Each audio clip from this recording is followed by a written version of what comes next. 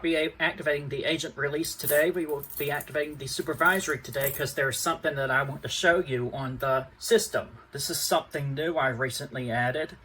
See, up above here, I have my MDL3R sync module, and coming up here, it leads to control modules. This one is powering the sounder on the test station, and this one is controlling the alarm indicator.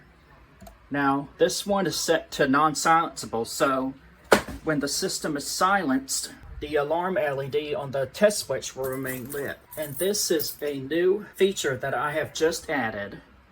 You're getting ready to see it in action. Let's go ahead and activate the test switch. Here we go. 3, 2, 1.